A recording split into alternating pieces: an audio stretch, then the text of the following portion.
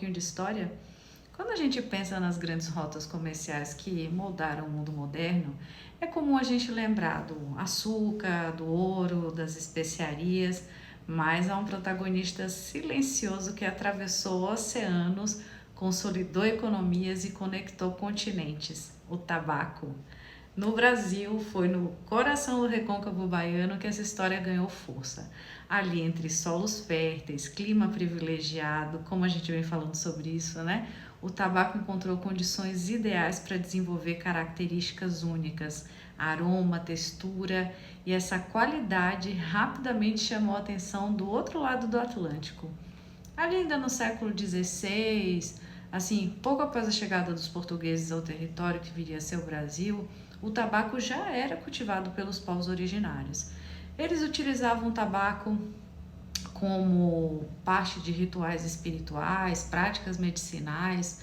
Com a colonização, esse saber ancestral ele passou a ser observado, passou a ser apropriado e, sobretudo, comercializado. Foi sob o domínio da coroa portuguesa que o tabaco começou a ser integrado às rotas comerciais, principalmente a Europa, especialmente ali países como França, Espanha, Portugal e a Inglaterra, vivia um momento de expansão marítima e curiosidade científica. O tabaco, recém-chegado ao continente europeu, rapidamente se transformou em objeto de desejo. Foi um fascínio que aconteceu ali no começo, sabe? Inicialmente ele foi usado como medicamento, mas depois ele se tornou um hábito social. Uma figura central nesse processo, e aqui uma curiosidade, foi Jean Nicot. Tem que fazer biquinho porque é francês, né? Um diplomata francês que no século XVI introduziu o tabaco na corte francesa, e seu nome depois deu origem à palavra nicotina, evidenciando então o impacto cultural científico dessa planta na Europa. Mas o papel do tabaco do recôncavo baiano foi além do consumo direto. Infelizmente, o papel do tabaco do recôncavo baiano foi além do consumo direto. Ele se tornou uma moeda de troca estratégica no chamado comércio triangular.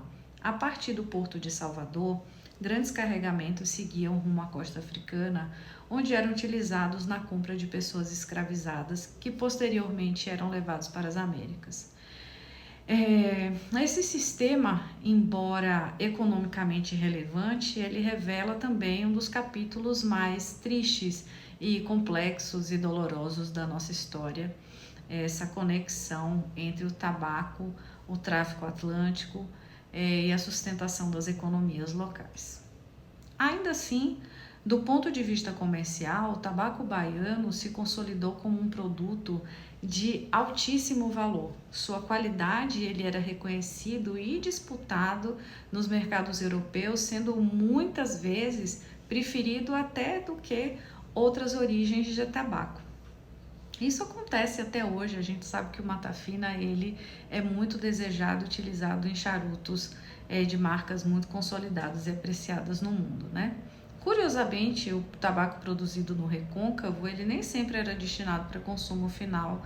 Na Europa, grande parte dela era reexportada ou utilizada como insumo em outras cadeias comerciais, ampliando ainda mais a sua importância econômica.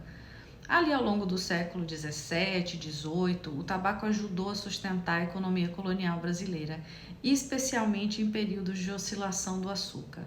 Ele garantiu o fluxo comercial, fortaleceu portos como Salvador, consolidou o Brasil como um ator relevante no comércio global da época. Mais do que um commodity agrícola, o tabaco foi ponte entre culturas, continentes e histórias. A gente vem falando sobre isso no nosso podcast que está no Spotify, contando inclusive curiosidades sobre os saberes, vale a pena. Ali então a gente carregava o conhecimento indígena, o trabalho de milhares de mãos do campo ao armazém e a complexidade de um mundo em transformação.